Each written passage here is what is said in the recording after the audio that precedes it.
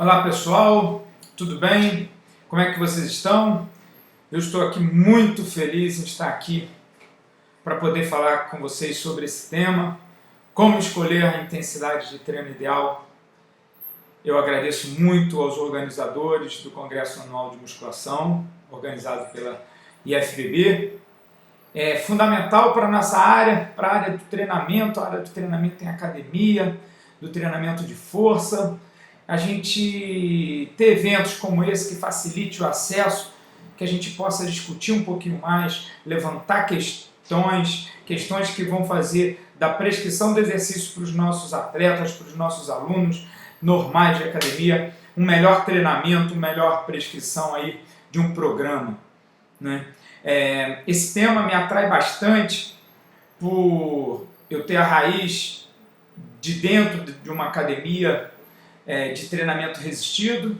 Então eu venho sempre fazendo esses questionamentos de quanto que a intensidade ela é favorável para o resultado almejado de um atleta, de um aluno, tá? Aqui a gente vai chamar aluno, atleta, mas na verdade a gente está num propósito final igual, que é o resultado como hipertrofia, força, resistência, né? Característica do condicionamento muscular, relacionado ao treinamento de força, tá?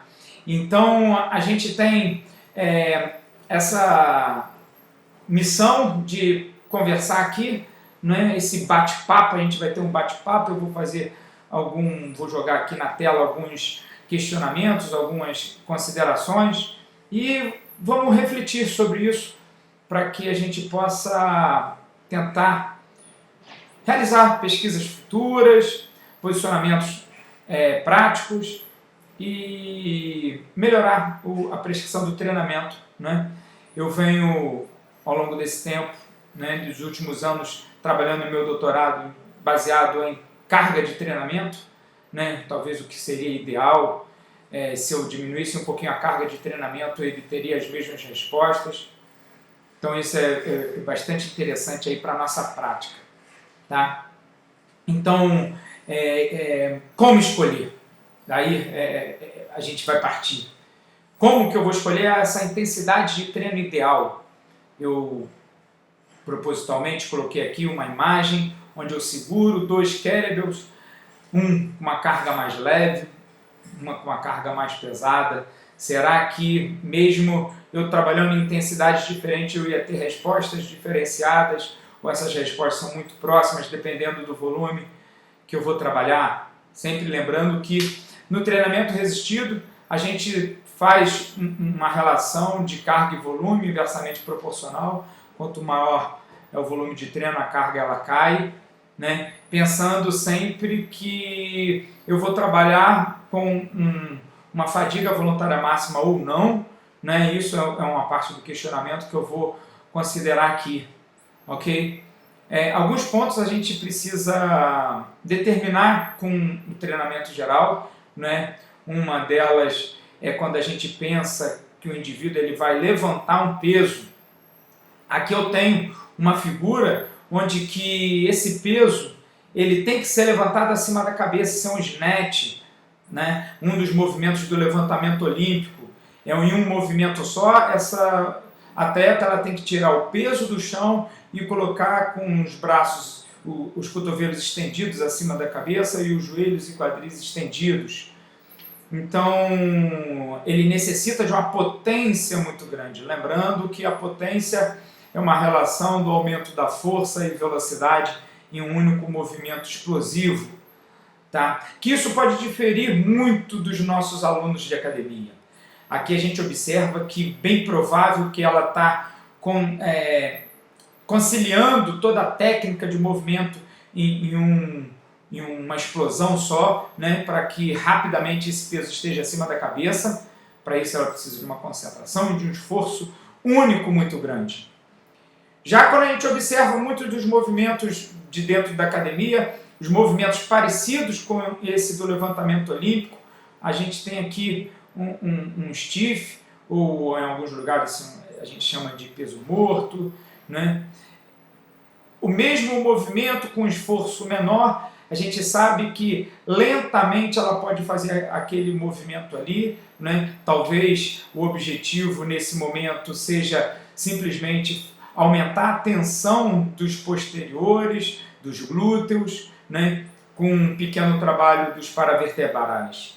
Então, são características diferentes que a gente está tendo e com certeza a gente vai ter respostas musculares diferentes, né? Mas será que o objetivo não poderia ter sido o mesmo para essas duas pessoas, né? Para essa atleta, para essa aluna? Talvez para o aumento de massa muscular, o treinamento deveria ser mais próximo, né? Do que a gente pensa para condicionamento muscular. Chegar ao esforço e a uma fadiga máxima aí do músculo. Sempre falando de esforço, falando de fadiga, de intensidade do exercício. Há pouco tempo, a gente observou que na literatura foi publicado simplesmente um estudo do Steele que verificou essa relação do significado da palavra intensidade, né? Então, intensidade para o treinamento resistido. A gente observou que foi oferecido para a gente duas características, né? E principalmente que a intensidade no treinamento resistido ela é ambígua. Ambígua no sentido que nessas duas figuras a gente mostra com características de força, né, de esforço e de carga.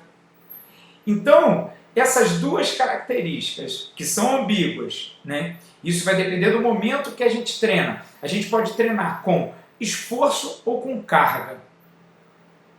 E não simplesmente com uma das situações. Então a gente tem aqui a carga, ela leva a um nível de esforço diferenciado. Tá? Então simplesmente trabalhar com a carga e esquecer do esforço, a gente pode pecar no objetivo que a gente quer alcançar. Né? O esforço, para ele ser máximo, a carga tem que ser elevada. Tá? E o esforço, ele abaixo do máximo, a carga, isso vai depender do nível de condicionamento de cada atleta. Então a gente primeiro objetiva o produto final do treinamento, para depois a gente prescrever a carga com o objetivo do esforço. Né? Ou então eu vou selecionar essa carga pensando já no esforço que a gente quer. Sempre leva em consideração que existem esses dois parâmetros. Carga, a gente está colocando em quilos, em valores absolutos do indivíduo, tá? Podendo ser até relacionado a valores relativos ao peso corporal, enfim, como vocês desejarem trabalhar.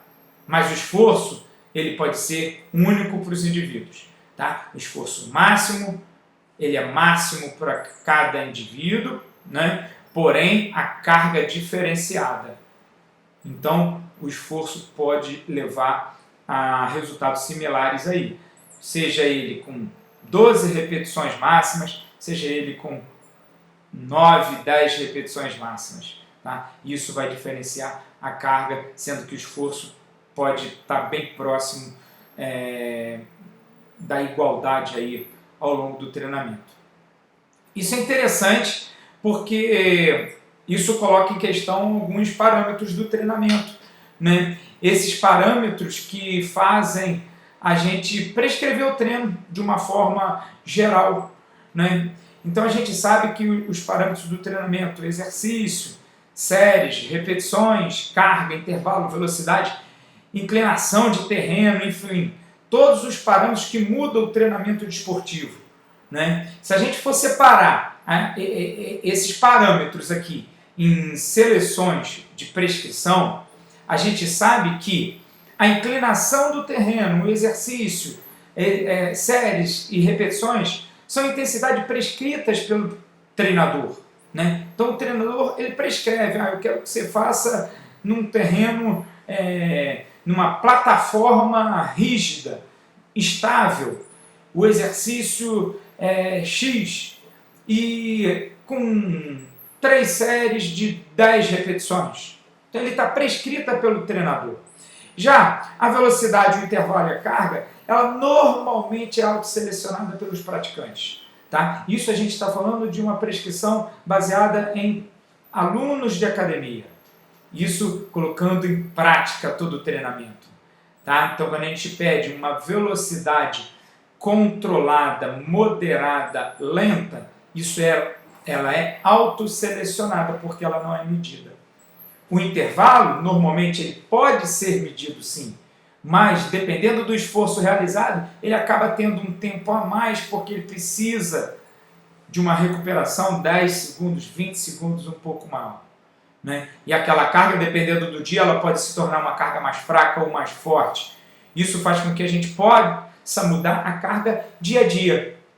Aí eu entro em outro parâmetro, na periodização diariamente ondulada, onde eu quero, para um esforço máximo, né, alterar a carga a cada dia, podendo prescrever até uma periodização flexível, onde que eu ajusto a carga para aquele esforço que eu quero executar a cada dia.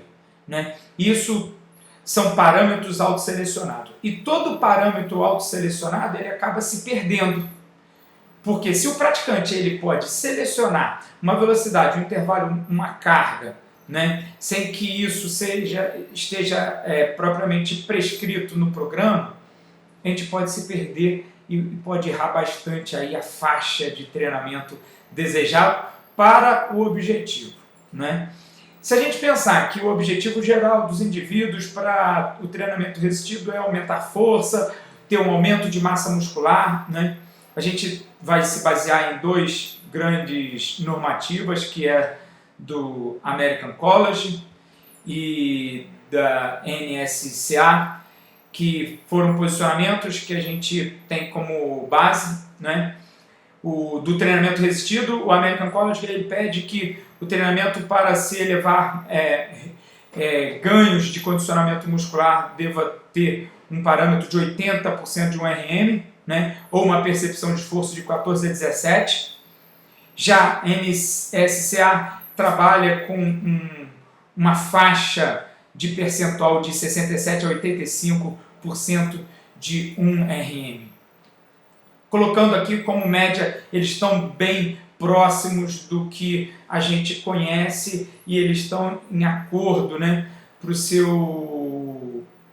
para a sua prescrição, para a normativa que a gente pode prescrever. Baseado nisso, tem outros estudos que mostram que esses percentuais, eles às vezes não condizem com um volume de treinamento adequado. Né? Então, esses estudos, né, a gente tem aqui estudos de 2004, de 2007, de 2008, com a intensidade autoselecionada para indivíduos, que essa intensidade ela não condiz com os parâmetros prescritos na normativa do Colégio Americano e da NSCA. Eles ficam sempre abaixo do que é recomendado. Isso faz com que essas indicações, quando prescritas abaixo, elas tenham resultados aquém do desejado. Resultados que talvez não vão levar aquele indivíduo a um bom parâmetro de condicionamento muscular ou uma demora desse condicionamento, né? Seja ele baseado na força, seja ele baseado na hipertrofia. Ainda que talvez outros estudos mostrem que o treinamento, quando ele está controlado por um treinador, um personal trainer ou treinador propriamente dito, né? Aqui a gente tem estudos de 2000, de 2004, de 2008, que essas cargas elas são mais elevadas do que as cargas autoselecionadas pelos praticantes de academia. Então, os treinadores eles conseguem induzir a uma carga de treinamento mais próxima das recomendações das grandes normatizações aí que a gente tem pelo mundo, principalmente sempre baseada no American College e na NSCA. Tá? Porém, há uma dúvida ainda se essa carga prescrita pelo treinador ela está baseada nessas normativas, né? Está baseada em cima de resultados efetivos. Porque esses estudos estão mostrando que a carga imposta por um treinador, ela simplesmente é maior do que a autoselecionada pelos indivíduos que treinam em academia, né? Então acaba sendo uma intensidade abaixo. Só que a intensidade do personal, ela ainda a gente não sabe se vai levar a resultados almejados. E fica aquela pergunta, como ensinar a intensificar o treino então? Se eu, como treinador, eu consigo estimular uma carga mais elevada do meu aluno, como que eu posso ensinar para ele autoselecionar a própria carga de treinamento ao longo do treinamento que é prescrito para ele, né? A gente sabe que grande parte dos praticantes eles não têm um treinador particular, eles não têm um acompanhamento próximo, né? Então hoje o que a gente tem? Que a base, principalmente das normativas, é sempre em cima de um teste de carga. Na academia a gente realiza um teste de carga e esse teste de carga, na teoria, ele é baseado em cima de um percentual de um RM, né? Mas a gente faz um teste de um RM? Não, a gente não executa esse teste de RM. Isso não é viável dentro de uma academia, dentro de um centro de treinamento, né? Isso demanda um tempo muito grande. Lembrando que hoje a NSCA ele indica os testes de um RM para medir força, né? E não simplesmente para prescrever o treinamento. Para a medida de força, o teste de um RM ele é fundamental. Então ele deveria existir sim, né? Mas fica inviável você aplicar um protocolo de treinamento de 3 a 5 tentativas, de 2 a 4 minutos de intervalo, para cada exercício de um programa de prescrição de treinamento resistido, que teria 6, 8 exercícios, né? Qual o tempo que teria essa demanda de treinamento aí, né? Isso faz com que esse teste de carga, que realmente não é baseado no teste de um RM, ele seja baseado em repetições submáximas, que teoricamente deve estar por volta de 50%, 60%, 70% do máximo.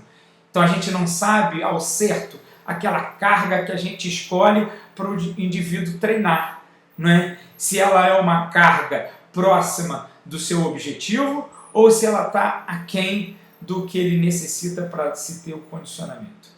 Aí fica a dúvida, essa carga de treinamento, né? Mesmo esse percentual de carga de um RM faz o mesmo número de repetições, né? Então se a gente escolhe um percentual de carga de 70%, por exemplo, e eu escolhi 12 repetições ou 10 repetições, será que para todos os indivíduos, todos os exercícios e todos os grupamentos musculares, os 70% eles realizam as 10 repetições, né, como pré-determinado nas tabelas e no que vem sendo prescrito aí ao longo do tempo no treinamento desportivo?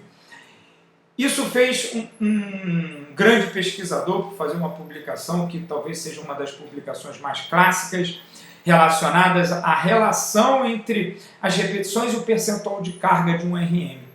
Esse percentual de carga de um RM ele pode ser variado, né? O Roger ele fez a primeira publicação em 87 e depois ele refez esse estudo com indivíduos treinados e destreinados, homens e mulheres, em 1990, né? Que até hoje é um estudo clássico, apesar de ter outros estudos mais à frente, né? Mas o que ele fez? A gente vai aqui tentar mostrar mais ou menos o estudo de 1990, homens não treinados, homens treinados, mulheres destreinadas, mulheres treinadas. E foram utilizados aqui 7 exercícios, né? Leg press, puxador alto, supino reto, cadeira extensora, exercício de abdominal, flexão de tronco, rosca bíceps e extensão do joelho. Flexão do joelho, é a mesa flexora. Se a gente se basear somente em um exercício, vamos pegar como exemplo o leg press. Aqui tem um exemplo do número de repetições para 80% de um RM.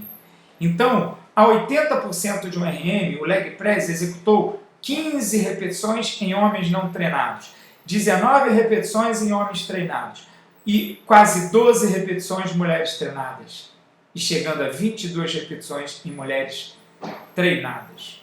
Tá? E a mesma coisa não aconteceu no puxador, que foi quase 10, 12, 10, 10 e assim em diante.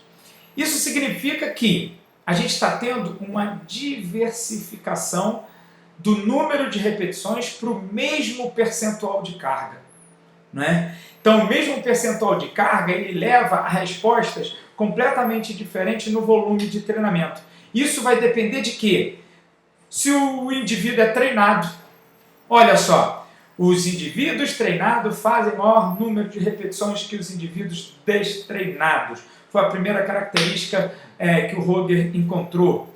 E ainda que mulheres realizam um número de repetições diferente dos homens. Pode ser mais repetições, dependendo do grupo muscular, ou menos repetições. E ainda que isso tudo vai depender do exercício e do grupamento muscular. Isso faz a gente refletir que aquela base que a gente tinha, que membros inferiores tem que se fazer mais repetições, isso não está claro, não está claro. Se a gente voltar aqui e observar que leg press 15, 19, 12 e 22, na flexora 6, 7, 6 e 5. Então são volumes de repetições completamente diferentes do que seria simplesmente o que a gente vem levantando aí ao longo do tempo, que para mais repetições para membros inferiores. Isso mostra que a gente tem que particularizar o treinamento. Cada indivíduo deve trabalhar em uma característica diferente, tá? Baseado em exercícios diferentes, grupos diferentes e número de repetições diferentes para essas características. Tá? Então, para a gente refletir, o estudo do Roger ele foi um estudo inicial, o Shimano ele veio posteriormente em 2006, o nosso grupo aqui do Brasil, comandado pela Moraes, fez um estudo similar, tá? Que a gente viu que exatamente exercícios uniarticulares e exercícios multiarticulares não executam o mesmo número de repetições para o mesmo percentual de um RM. Tá? Isso faz com que a gente tenha que pensar um pouquinho mais, pensar que, né, essa carga ela deve ser diferenciada. Tá? Isso fez com que um novo estudo, tá? Esses dados não são publicados ainda, do nosso grupo, fizesse um levantamento em relação à carga de treinamento e a percepção de esforço do treinamento aeróbio e treinamento resistido. Estamos focando no treinamento resistido nessa questão, porém temos resposta do treinamento aeróbio também, com carga auto-selecionada e carga imposta. Tá? Então, o que a gente fez? A gente utilizou 10 repetições a 70%, a gente sabe, né, que a normativa para 70% seriam 10 repetições. Só que no nosso estudo a gente verificou que os indivíduos que realizavam 10 repetições máximas, essas 10 repetições máximas estavam compreendendo dentre 74% a 84% de um RM dos indivíduos. Então, tinha indivíduo que, para 10 repetições máximas, correspondia a 74, que baseava mais ou menos na normativa de 10 para 70. Já outros indivíduos chegavam a 84% para 10 repetições. Isso significa que ficava fora dos 70%. Né? Então, é bem provável que um indivíduo, talvez uma particularidade de movimento ou até de tempo de treinamento, possa fazer essa mudança, né, no percentual de um RM para aquelas repetições máximas. E ainda que Os indivíduos, quando foram pedidos a realizar 10 repetições com carga auto-selecionada, eles estavam usando carga de 60% a 77%. Né? Lembrando que 60% pode ser uma carga inferior a que os indivíduos necessitam para se obter os resultados de força, hipertrofia e condicionamento muscular geral. Tá? Isso faz com que a gente tenha que se basear em alguns parâmetros. Se o percentual de carga está alterando um pouquinho o volume de treinamento, quem sabe não trabalhar com volume de treinamento? As 10 repetições, como prescrito aqui. Se a gente tem 10 repetições, a gente sabe que o volume de treinamento ele é igual. Isso já foi recomendado há um tempo, através dos métodos de Delorme, de Oxford, né? E revisado nesse estudo de 2003 do Fish, que ele comparou os efeitos do Delorme, do Oxford, e viu que eles são bem próximos, né? Tanto que um faz um aumento de 25% de 10 RM, o outro uma diminuição de 25% a cada série, porém eles chegam a um esforço máximo aí, tá? Uma característica de esforço máximo. Por quê? Entende-se que para cada 10 repetições máximas, se eu trabalhar 3 séries, eu não conseguiria manter a mesma carga ao longo das próximas repetições. Isso significa que a carga para se manter o mesmo esforço, ela pode variar. Então, se eu pensar em esforço, eu posso variar tranquilamente a carga, alterar tanto para menos quanto para mais, desde que eu mantenha um esforço máximo pré-determinado. 8, 10, 12 repetições máximas, como desejar prescrever. Né? Enfim, a gente está chegando aqui num consenso que pode ser que as repetições máximas sejam um caminho. Né? Quando a gente trabalha de uma forma isolada, com cargas auto-selecionadas, onde o indivíduo não chega à fadiga voluntária máxima, a gente tem uma lacuna no treinamento de saber em que esforço que ele chegou. Não é? Isso já foi recomendado pela NCSA em base da relação de carga e repetições. Né? Então, aqui, nas suas recomendações de 2008 de Buckley e Early, que falou que o comum é se trabalhar com um percentual de 1 RM, né? Porém, isso pode ser mais fidedigno ao esforço quando se faz repetições máximas. Então, as repetições máximas, ela trabalha com esforço máximo. Né? É um parâmetro para ser seguido. Tá? Então, eu venho aqui exatamente para fazer esse levantamento que a gente tem alguns parâmetros, tanto baseado em carga quanto baseado em esforço, né? E essa carga autoselecionada, ela é muito abrangente em relação ao esforço que se faz. Isso deixa uma dúvida. Enquanto o esforço, se ele for próximo ou máximo, a gente sabe que ele está no limite do treinamento, ele está no limite do esforço muscular para gerar um aumento de síntese proteica, liberação de hormônios pela potência de exercício. Né?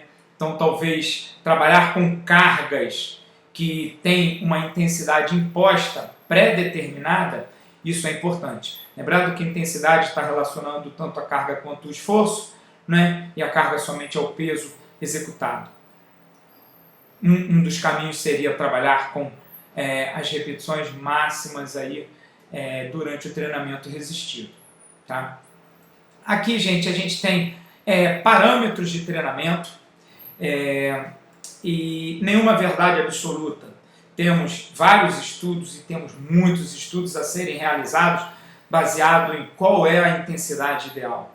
Tá? O que eu estimulo muito a gente a estudar um pouquinho mais sobre o esforço do treinamento, o esforço do exercício, que trabalhem com a percepção de esforço, tanto de forma aguda, do esforço muscular, né, da série de exercício, quanto da sessão de treino, Então, a cada série, o esforço ele tem que ser controlado, baseado numa percepção.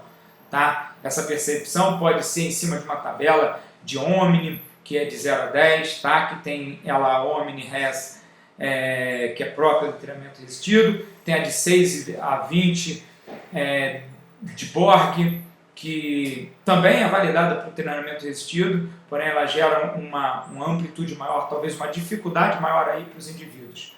Tá? Então, estimulo sempre que vocês pensem nisso, olhem para o atleta, para o aluno de vocês, percebam o esforço que ele está sendo estimulado e se estão realmente sendo estimulados a um esforço que eles podem realmente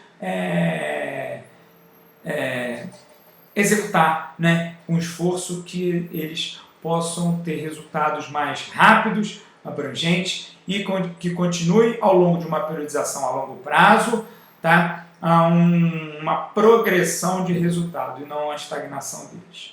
Tá? Estou bastante feliz com esse momento, com essa explanação.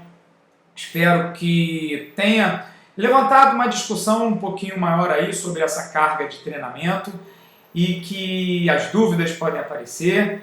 Estou bem disposto a discutir isso com vocês em diversas outras oportunidades. Fico à disposição de vocês. Aqui está meu e-mail de contato, tá? diasmr@gmail.com, as instituições na qual sou vinculado, tá?